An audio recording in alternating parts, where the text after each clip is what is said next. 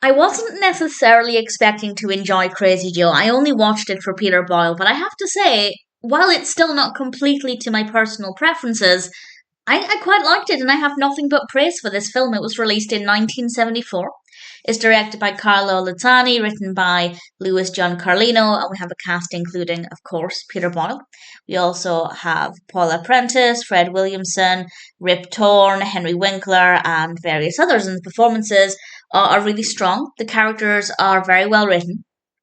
Peter Boyle plays Joe Gallo, who is apparently based on, well, the individual called Joseph Gallo, also known as Crazy Joe, who was an Italian American mobster, and I had never heard of him. I know nothing about mobs. It's not my kind of thing. That's kind of why I didn't really think I'd enjoy this very much.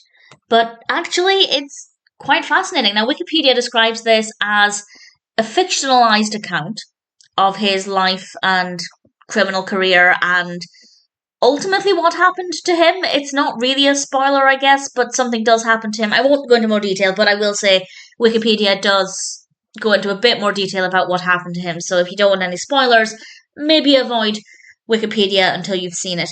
But in general, when I read the description, I thought, I don't care about gangsters. I don't care about the mafia.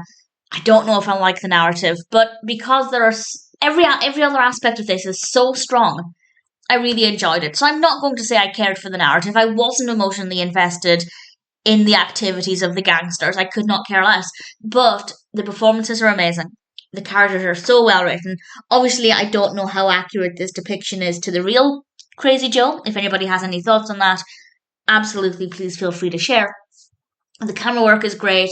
It's very suspenseful. I wasn't necessarily emotionally invested in the story, but I did have an emotional response. I did feel at times quite nervous for what was about to happen in certain situations, and there were times when it was maybe a little exciting, so I wasn't overly concerned about whatever the outcomes would be for certain characters, but I wasn't bored. I didn't feel nothing. I definitely felt something. So it did work quite well.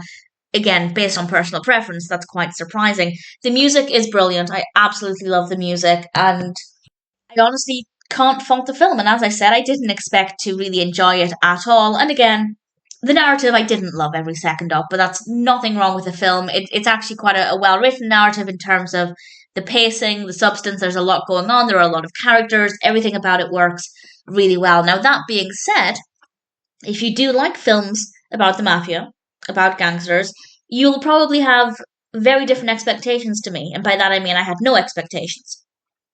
So I'm absolutely going to recommend it, and I think you'll enjoy it if it's your kind of film.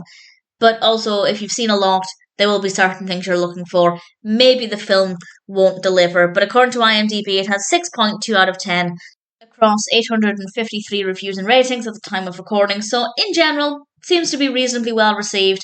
I enjoyed it a lot more than I expected, and I'd say give it a go as well if you're not sure if it's going to be for you, but maybe you're interested in somebody in the cast.